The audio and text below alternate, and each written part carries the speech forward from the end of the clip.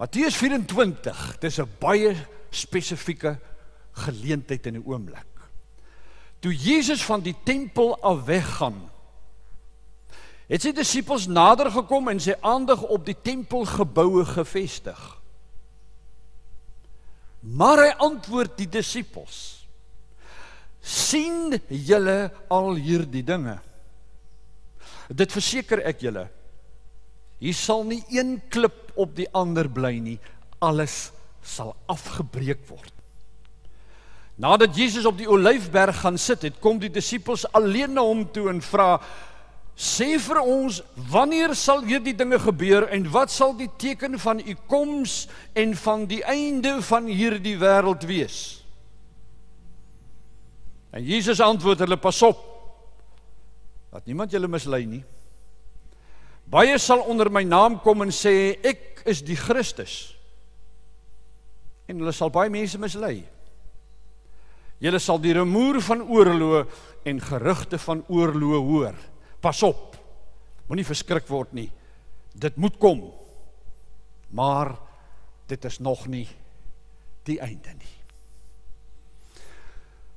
In Matteus 24 en 25 praat Jesus oor die eindtyd.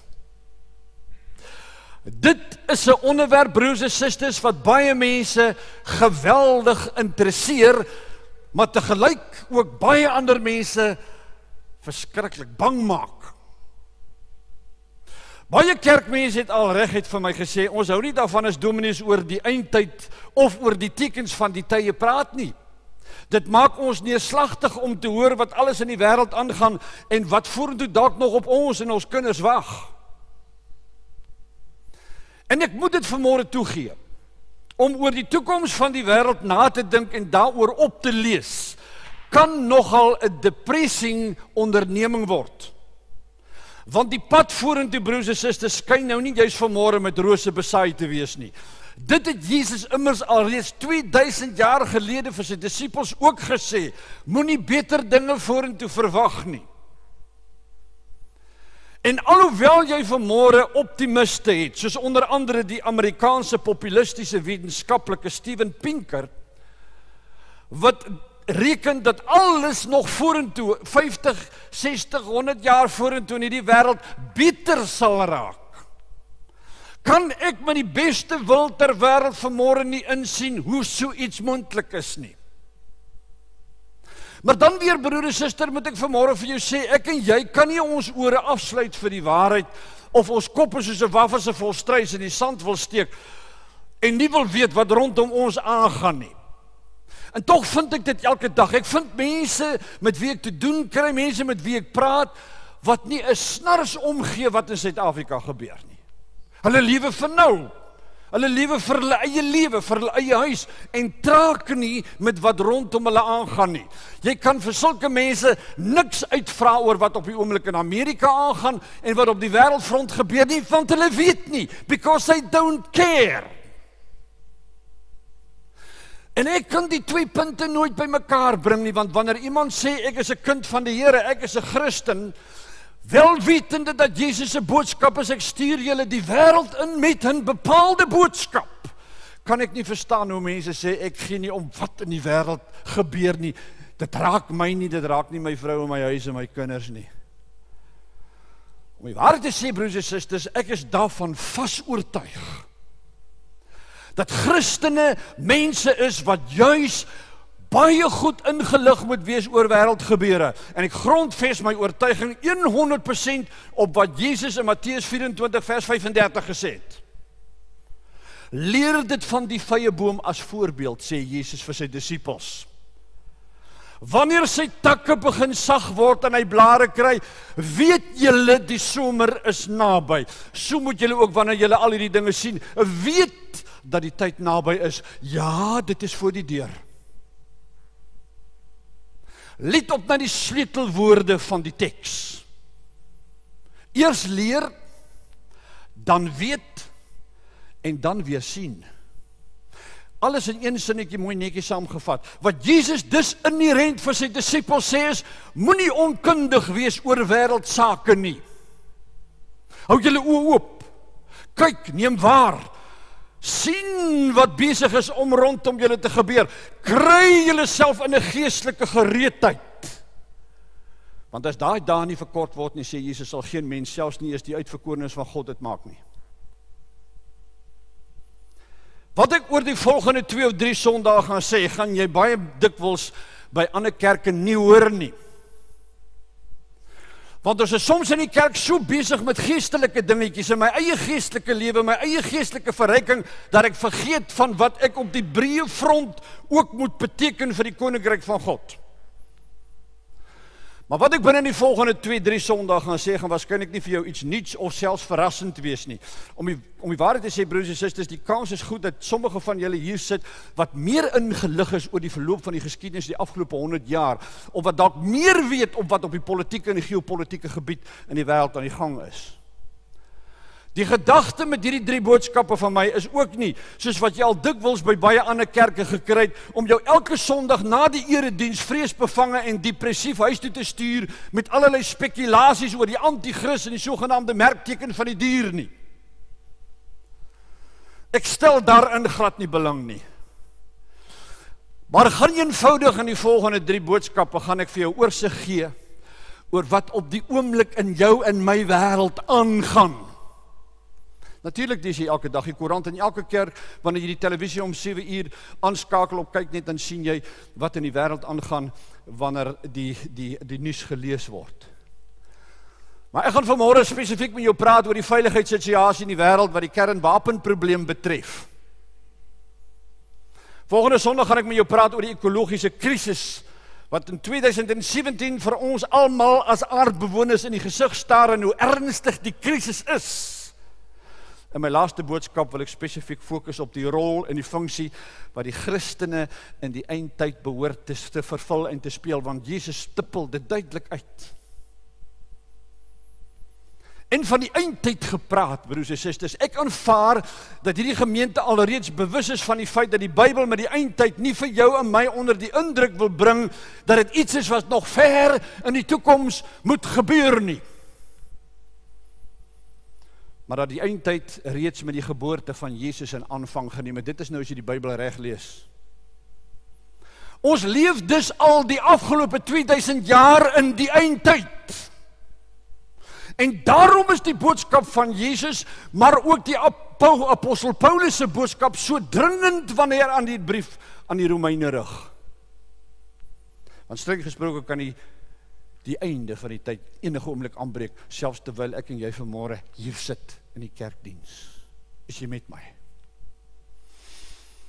Die Bybel sê nadat Jesus op die Olyfberg gaan sit het, nadat hulle gepraat het oor die tempel en die verdoemende uitspraak dat daai tempel op 'n stadium vorentoe, wat wel in 66 en 70 na Christus gebeur het toe die Romeine Jerusalem aangeval het, afgebreek gaan word tot op die grond, en dan gaan nie een klip bo die ander ene gelaat word nie. Is die disippels ontsteld, maar ook nuuskierig. Hulle kom na Jesus toe en sê vir ons, Here, wanneer gaan hierdie dinge gebeur? Ons wil weet, hoe lyk die toekoms? Wat kan ons verwag? Die mens is nou maar eenmal 'n nuuskierige wese. Steek iets vir jou vrou weg, en ek waarborg jou, sy sal oor berge en dale loop om agter die kap van die byl te kom. So manne, die bottom line van alles is, moet nooit iets vir jou vrou wegsteek nie. Nou, nuuskierigheid is nie noodwendig 'n negatiewe ding nie, al het pa en ma ons intetyd geleer dat van nuuskierigheid die tronke vol is en die kerke leeg. Want nuuskierigheid het al gemaak in die verlede dat wetenskaplikes byvoorbeeld nuwe kure vir siektes ontdek het. Was dit nie vir die nuuskierigheid van mense soos Newton en Galileo Galilei en ander nie, sou ek en jy vandag bitter min kennis van die heelal gehad het. En daarom is 'n gesonde nuuskierigheid oor en 'n belangstelling in die dinge van die wêreld en die eindtyd 'n baie belangrike ding. Inteendeel, broers en susters, ek wil vanmôre eintlik sê, ek en jy behoort te weet. Ons is die mense wat duidelik moet weet. Wanneer jy in 'n geselskap is en daar soveel onkunde oor die dinge van die wêreld en die einde, en soos die Bybel daaroor praat, moet jy en ek die een wees wat die leiding kan gee. Om in hierdie lewe onverhoeds gevang te word, is soos om deur 'n dief in die nag verras te word, en dit is om dit sagkens te stel, 'n ellendige en 'n betreurenswaardige toedrag van sake, veral as dit by die Christen kom. Vertel Jesus dan nie juis in dieselfde konteks vir die disippels van die 10 maagde waarvan 5 dwaas was nie. En hoekom was hulle dwaas? Want toe dit op die punt kom, toe dit by die krans kom, toe slaap hulle. 'n Slapende kerk is nie 'n vreemde verskynsel nie. Slapende Christene is nie 'n vreemde verskynsel nie. Deur die eeue heen het die kerk nog steeds bly slaap. Deur die eeue heen vind jy nog steeds Christene wat baie bla bla bla, maar slaap. Maar nie paraat is nie, nie gereed is nie. Nie soos 'n pyl op die boog van die goddelike boogskutter lê om afgeskiet te word in enige rigting nie. Ek daarenteen, broers en susters, wil vanmôre as die leier van die gemeente vir jou sê, ek verkies om ingelig te bly oor wat tans in die wêreld aan die gang is. Nie net alleen maak dit jou skerp nie, maar dit maak jou bruikbaar in die hand van God. Wanneer jy paraat is, wakker is, kan jy op jou hoede wees. En daarom begin Jesus sy profetiese rede opvallend en treffend genoeg met die Griekse woordjie blepete. Jesus sê vir sy disippels, blepete. Pas op, sê Jesus, wees versigtig. In Engels, take heed or take note. En dan vertel Jesus in baie eenvoudige taal vir die disippels wat hulle kan verwag en wat die teken sal wees voor die einde aanbreek. Wees verseker vanmôre, broers en susters, soos jy hier sit, dan gaan nie net 'n einde aan jou lewe kom nie. Dit kan jy vanmôre bank toeneem. Dan gaan ook 'n einde aan hierdie aarde kom soos wat jy hom tans ken. Maar dit mag ook in jou en my tyd gebeur nog voordat ons doodgaan. En dan sê Jesus vir sy disippels, hy noem die tekens die een na die ander, en hy sê, julle sal die rumoer van oorloë en die gerugte van oorloë hoor, maar moenie verskrik word nie. Kom ons stop vanmôre, broers en susters, by hierdie een enkele sinnetjie. Dis iets waaroor ek nog nooit gepraat het nie, maar vanmôre wil ek na aanleiding van wat Jesus gesê het met jou praat oor oorlog. Dis 'n verskynsel so oud soos die menslike beskawing self. Om die waarheid te sê, ek wil vanmôre so ver gaan om te sê, dat as God nooit mense gemaak het op hierdie planeet aarde nie, was net diere, sou hier vanmôre nie een enkele oorlog deur die afgelope miljoene jare geveg gewees het nie. Maar nou is daar mense op die planeet aarde. En van die vroegste tye af het mense al met mekaar in die weer gewees. Die bekende Britse historikus Ian Morris sê, ever since humans had evolved, they had been killing each other in quarrels. Oorlog is nie iets wat iemand nou die dag per toeval eers uitgevind het nie. Nee, nog lank voor Jesus gebore was. Nog lank voor die seun van die mens met sy voete op die aarde gewandel het volke al met mekaar beklei en het die bloed geloop. Winston Churchill het tereg opgemerk, the story of the human race is a story of war. En Churchill was reg. In die ou tyd, in die antieke tyd, was die wapens primitief. Ek kan aanvaar vanmôre dat mense reg aan die begin mekaar met klippe gegooi het en met stokke geslaan het. Gevegte was meerendeels op 'n 1-tot-1 basis. Handgevegte, of soos die militêre kenners dit stel, 'n strydfight. Maar soos die tyd aangestap het, broers en susters, het oorlog 'n meer berekende en 'n gespesialiseerde en dus 'n meer gruwelike vorm van doodmaak aangeneem. Jy kan nie vandag oor oorlog praat in dieselfde konteks as wat jy dit in die Bybelse tyd praat nie. Vandag praat jy oor oorlog en jou nekhare staan regop. Dis 'n totaal ander ballgame. Selfs in die antieke tyd was die volk wat die nuutste en dis mees effektiefste wapens en wapentuig gehad het, vanselfsprekend die volk wat die voordeel oor sy opponente gehad het. Toe die Egiptenare vir die eerste keer met hulle 6 speekwiel strydwaans oor die vlaktes aangejaag gekom het, het die opponerende magte wat met die voete gestap het, nie 'n katse kans gehad nie. En in 400 voor Christus, so leer die geskiedenis ons, het die militêre krygskunde nog 'n volgende vlak bereik, toe die Chinese vir die eerste keer die dodelike kruisboog ontwerp het. En daarmee het die wêreld in 500 voor Christus dramaties verander. Die opponerende magte het geen kans gestaan nie.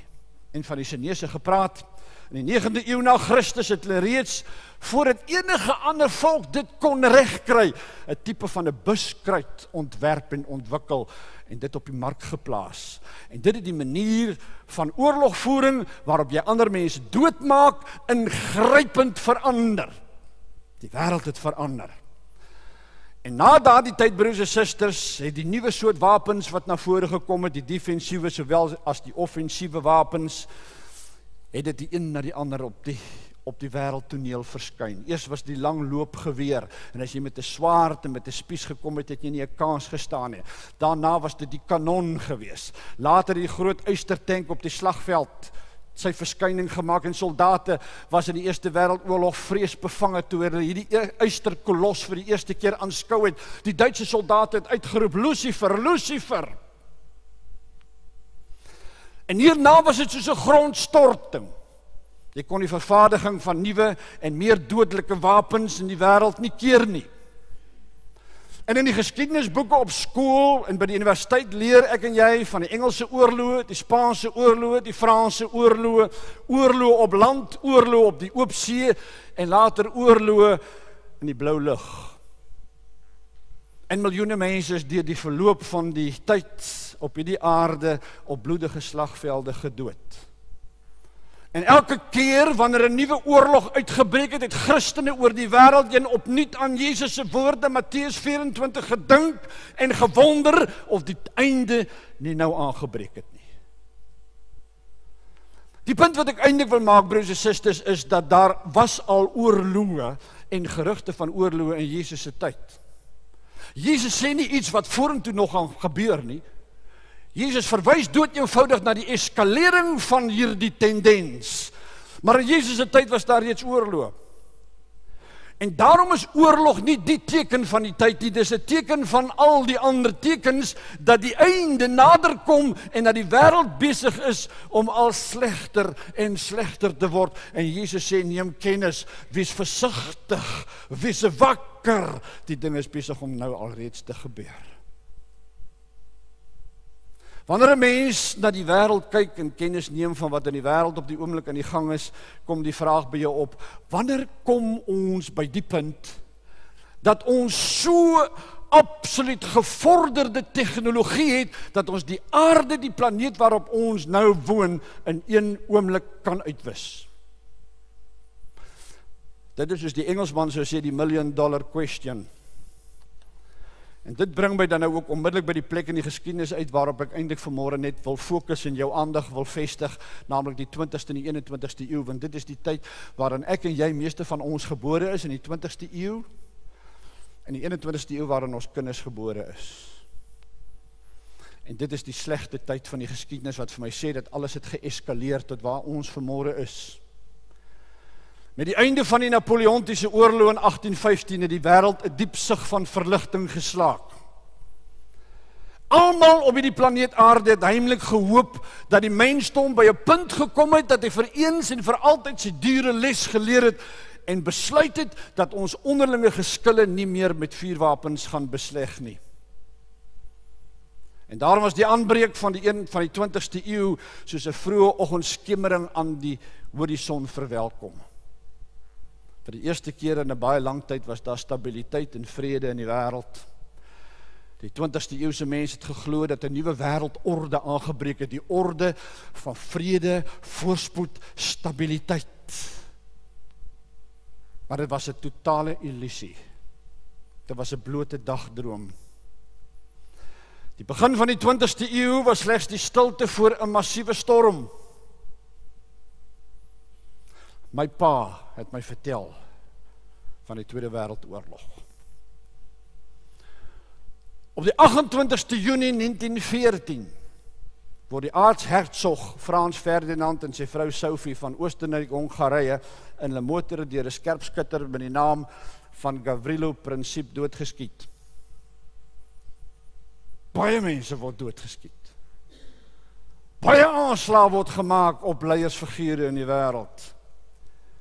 Maar hierdie geweerskote wat daardie oggend in Servië geklap het deur Europa weer galm en weerklank gevind in die ganse wêreld. Almal het asem opgehou. Something was bound to happen. Op die 3 Augustus 1941 of 1914 liewers, skryf die Britse buitelandse sekretaris Sir Edward Grey die volgende: The lamps are going out all over Europe.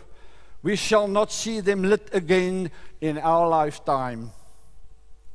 Die Duitse kanselier Theobald von Bethmann-Hollweg het dieselfde sentiment geëcho toe hy gesê het in een van sy toesprake in 1914, I see a doom greater than human power hanging over Europe and our people.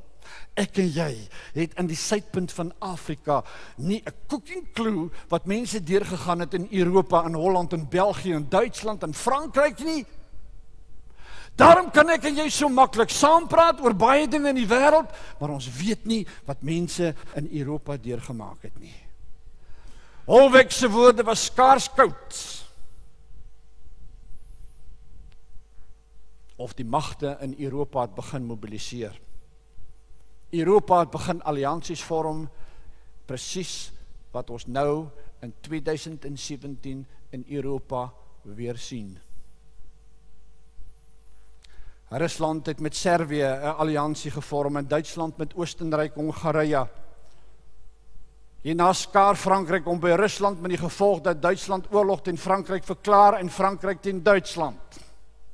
Die res is, soos hulle sê, geskiedenis. Die Eerste Wêreldoorlog het uitgebreek en moet ek byvoeg ook die eerste ten volle gemechaniseerde oorlog. Vir die eerste keer in die geskiedenis kon mense mekaar op 'n massaskaal op die maklikste manier doodmaak en afmaai. God sit op die troon en sien die dinge en sy hart is in stukke. Luister hierna, broers en susters, die wêreld waarin ek en jy leef. 6 maande nadat die Eerste Wêreldoorlog begin het, 250.000 Franse, 90.000 Britte, 300.000 Oostenryk-Hongaarse en 116 Duitse soldate op die slagvelde doodgelê. Dit was massa moord. Die Hamburgse skrywer Wilhelm Lamsoos het hierdie titaniese en bloedige stryd van die Eerste Wêreldoorlog beskryf as das Mensenslachthaus. Die menslike slaghuis. Almal is voor die voet afgemaai. Op die 11de November 1918 is die skietstaking amptelik in die woude van Compiègne onderteken. Die Eerste Wêreldoorlog was genadiglik verby. Op daardie selfde oggend het die eerste minister van Engeland, David Lloyd George, in die parlement aangekondig, at 11 o'clock this morning came to an end the cruelest and most terrible war that has ever scourged mankind. I hope we may say that thus, this great fateful morning came to an end all wars. Lloyd George sou sy woorde binne 'n kwessie van jare moes sluk. Die ink op die papier van die Vredesverdrag van Versailles in 1919 was nog nie eens droog nie, of die onweerswolke het vir die tweede keer oor Europa saamgepak. Die keer baie meer onheilspellend en baie meer dreigend en meer gevaarlik as die vorige keer. Elke keer eskaleer, wat Jesus sê, dit gaan slegter en slegter word in die dae wat kom. Jy sien, daar was 'n man, een enkele man. Sy ouers het hom op die 20ste April 1889 as Adolfus Hitler gedoop. Baie mense het hom later as die anti-kris bestempel, ander het hom vir 'n heilige, selfs as 'n Messias en 'n redder vir Duitsland uitgemaak. Maar hoe dit ook al sê, een enkele man in die geskiedenis van die wêreld het dit reg gekry om een van die mees hoogs beskaafde, geleerdste in Christelike lande in Europa om die bos te lei en daarmee saam met hom in die diepste dieptes van die donkerste van die hel in te neem. Op die 1 September 1939 gee Hitler sy oorlogskip die Schleswig-Holstein die opdrag om die Poolse kusgebied by die Westerplatte aan te val. Ek was daar 5 jaar gelede.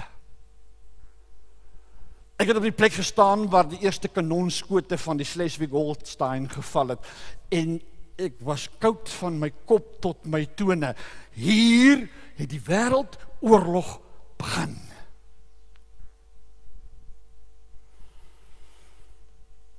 Dit was die begin van die Tweede Wêreldoorlog. Onmiddellik hierna het Brittanje, Frankryk, Italië en Japan tot die stryd toegetree. Jy sien wat op die oomblik aan die gang is in die wêreld, broers en susters, is dat lande en volke is so met mekaar verbind dat wanneer die een besluit om uit die lyn uit te tree, dit onmiddellik die ander volke en lande onmiddellik in die wêreld raak. In 1941 val Duitsland vir Rusland binne. En Europa was in 1941 in 'n apokaliptiese stryd om lewe en dood gewikkel. Die slagvelde van Europa was met bloed bevlek. In 1945, nadat Amerika tot die stryd toegetree het, het Duitsland die wit vlag opgesteek en uiteindelik gekapituleer. Die Tweede Wêreldoorlog was genadiglik verby. Mense het in die strate van België en Holland en Frankryk gehardloop met vlaggies en geskreeu en gesing en op hulle knieë geval en God gedank. Maar 53 miljoen mense het hulle lewens verloor. Steeds was dit uiteindelik niet. Japan het na die vrese onderhandelinge hardnekkig geweier om bes te gee. Hulle wou steeds voortgaan om te beklei. Dit het Amerika by 'n kruispunt gebring en hulle gedwing om Japan 'n laaste keer ongenaakbaar hard te slaan. Op die 6 Augustus 1945 gooi Amerikaanse B-29 bomwerper die eerste atoombom van die wêreld op die Japanse stad Hiroshima.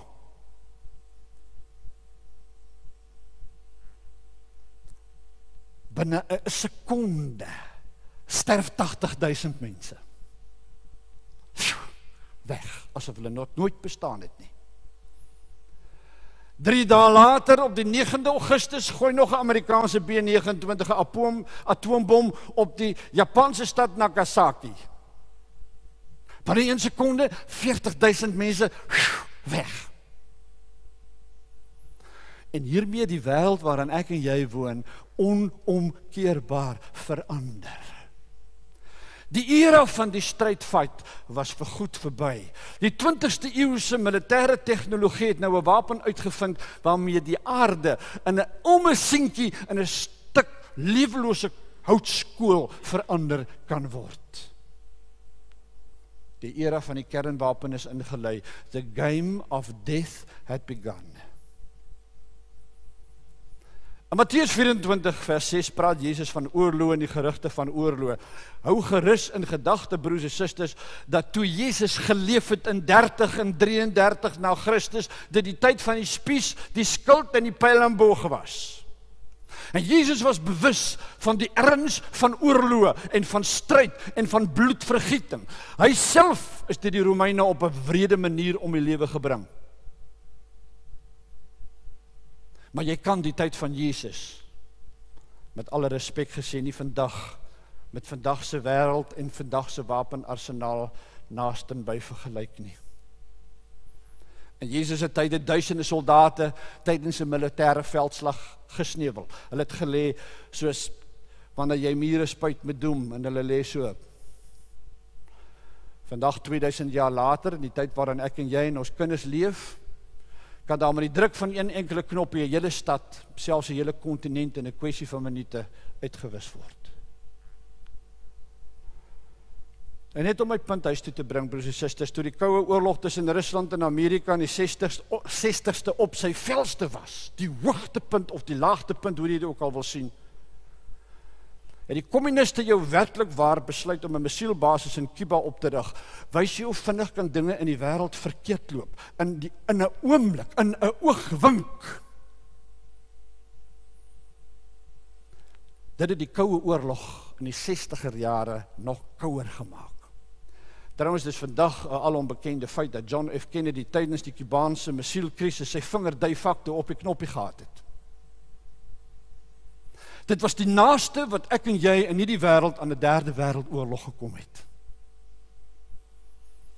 Die implikasies hiervan gee my vandag nou nog, in die afgelope week terwyl ek aan hierdie boodskap gewerk het, hoendervel as ek daaraan dink. Militêre kenners reken dat indien Amerika John F. Kennedy op daai stadium die knoppie gedruk het wat die eerste langafstand kernmissiel op Rusland afgevuur het, Rusland onmiddellik sou geretaliate het binne 2-3 minute daarna en die ander knoppie gedruk het. En dit sou met die knoppie se druk aan die kant en die knoppie se druk aan daai kant op die eerste dag die dood van 100 miljoen mense veroorsaak het.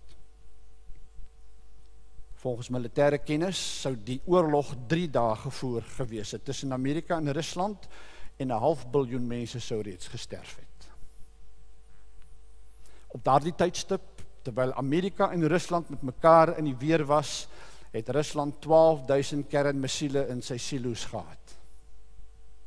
Elke kernmissiel was 'n paar dosyn keer en selfs 'n paar 100 keer sterker as die atoombomme wat op Hiroshima en Nagasaki gegooi is. Jesus praat in Matteus 24 van oorloë, gerugte van oorloë, vredeoorloë. Maar kenners reken vandag stellig, broers en susters, ons leef nou in die tyd waarin die wêreld homself gereed moet maak vir 'n volgende en 'n finale wêreldoorlog. Ek weet nie hoeveel jy lees nie, ek weet nie van hoeveel jy bewus is nie. Ek weet nie of jy die tekens lees en of jy enigstens daaraan belangstel nie. Maar dit is die tyd waarin die Christen wakker moet wees. Skrik 'n derde wêreldoorlog my af? Ja, natuurlik. Ek dink aan my kinders, ek dink aan my kinders se kinders. Ek dink aan my vriende, my familie, my gemeente. Maar broers en susters, ek is gereed, sou daar wat ook al gebeur. Ek is gereed, maar dit is nie die punt nie. Die punt waarom dit vir my gaan, en hoe meer ek lees, hoe meer vra ek vir die Here, gee dat ek in hierdie tyd, hierdie eindtyd, u effektiewe wapen sal wees. Dat u my sal kan gebruik, of om te bemoedig, of om mense op te skerp, of om mense wakker te maak, paraat te kry, of mense te bring tot by die poorte van die hemel stad toe. Baie mense het al vir my gevra, Dominee, dink jy die mensdom gaan homself en daarmee die wêreld vernietig? Ek weet nie, die versoeking is groot om 2 Petrus 3 vers 10 tot 13 in die lig te sien. Die apostel praat daar immers van die hemelliggame wat sal brand en wegsmelt, en die hemel wat sal opgerol word soos 'n tapuit. Of die Bybel skryf toe alreeds iets van 'n algehele kernwapenvernietiging geweet het, of dit 'n gedagte gehad, dit betwyfel ek sterk, maar soos ek sê, die versoeking is groot om in die terme te dink. Wat is die stand van sake in die wêreld 2017? Die antwoord is dieselfde as dit wat dit was voor die uitbreek van die Eerste en die Tweede Wêreldoorlog. Ek lees tans die nuutste boek van Richard Haas, baie hoog op in die Withuis gewees met die vorige administrasie. Sy boek het nou net verskyn, A World in Disarray. Nie 'n boek wat ek vir jou aanbeveel om te lees in die aand nie. Waarin die kernwapensituasie in die wêreld vir die leser duidelik uitspel en sê, dit is 'n boek, reken hy, wat elke mens in die wêreld behoort te lees. Dit is vreesaanjaend, maar dit is ook dinge waarvan ek en jy moet kennis neem. Want het Jesus dan nou met homself gepraat op die Olyfberg? Het Jesus 2 hoofstukke verniet gepraat? Weet, neem kennis, sê Jesus vir sy disippels, en dra die boodskap uit, daar kom 'n dag dat alles tot niet gaan, maar julle moet gereed wees. Sover my kennis strek, broers en susters, was daarna 1945 slegs 5 state in besit van kernwapens. Die VSA, Rusland, Brittanje, Frankryk en China. Dis die lande wat die sogenaamde Treaty on the Non-Proliferation of Nuclear Weapons onderteken het. Wat beteken, ons gaan nie verder kernwapens vervaardig nie. Die mensdom kan dit nie bekostig nie. Maar intussen, soos wat jy heel waarskynlik self weet, is daar lande wat hulle nie daaraan gesteer het nie. So in die tussentyd het Indië bygekom, met 'n magtige kernwapenarsenaal. Intussen het Noord-Korea, 'n onstabiele land, bygekom met kernwapens, en 'n nog meer onstabiele land, Pakistan. Dit is ook al onbekend dat Israel oor 'n stewige kernwapenarsenaal beskik, en enige oomblik, te enige tyd wanneer hy voel hy aangeval word, deur die Arabiese wêreld rondom hom, die knoppie sal druk. En Armageddon.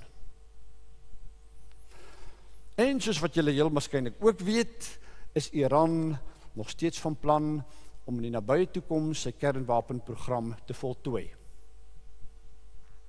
Tussen hierdie klompie lande, sê die militêre kenners, bestaan daar tans 16.300 kragtige kernwapens. Waarvan 1 of 2 van hierdie kernwapens heel waarskynlik die aarde al klaar gaan vernietig, maar daar 16.300 van hulle in besit van mense wat ek en jy nie kan vertrou nie, en wat die atoombom van 1945 na 'n kinderspeelding sal dit lyk. Ek herinner my dat Tosius het een van sy gedigte gesê het, die wêreld is ons woning nie. En dit is 'n pragtige gedig, maar ek kan nie met Tosius saamstem nie.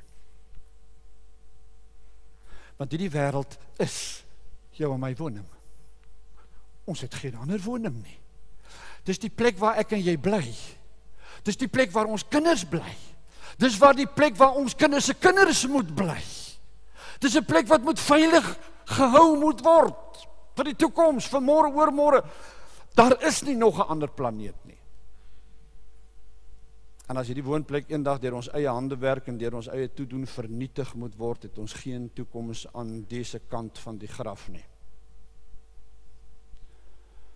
Wat dus die volgende 10 jaar in die wêreld gaan gebeur, in Suid-Afrika, die res van die Afrika-kontinent, in Europa, die ooste en die weste, is iets wat jou en my vanmôre en ons kinders se kinders se kinders direk raak. Jy kan nie uitstap vanmôre en sê, yes, ons het nou vanmôre geskiedenisles gekry oor oorloë en wapens en feel welcome. Maar terwyl ons in hierdie tyd kennis neem, sê die skrywer van 1 Tessalonisense 5 vers 6 vir ons, laat ons dan nie slaap soos die ander nie, maar laat ons wakker en nugter wees, want die groot en deurligtige dag van God kom. En die vraag is, broers en susters, hoe ek en jy in hierdie tyd, terwyl ons gereed maak, vir die ergste wat kan gebeur in die wêreld, hoe ek en jy opereer as kinders van die Here. En ek kan nie wag om by die derde boodskap uit te kom nie. Want as jy in hierdie tyd in 2017 jouself 'n Christen noem, maar nie voluit lewe vir die koninkryk van God nie, en as jy in jouself nie kan sien as sout vir die aarde en lig vir die wêreld nie, wat se betekenis het jy vir God se koninkryk? En as jy by die kantoor saam met al die ander mense net so mismoedig en net so moedeloos is soos al die ander oor wat besig is om in Suid-Afrika en in Afrika te gebeur, wat 'n boodskap het ek en jy vanmôre? Wees dan wakker en nugter, neem kennis, sê Jesus. Maar moenie verskrik word nie, sê hy. Kry julleself gereed. Wees die beste vir die koninkryk van God wat jy kan wees. Ek begeer 'n gemeente wat weet en wat ingelig is. En as ander mense die hierdie week vir jou sou vra, hoe lyk dit op die wêreldfront en wat gaan aan in Suid-Afrika, verwag ek van die lidmate van Koramdai om te kan sê, ek weet wat aangaan, ek neem kennis, ek is 'n wakker kind van die Here.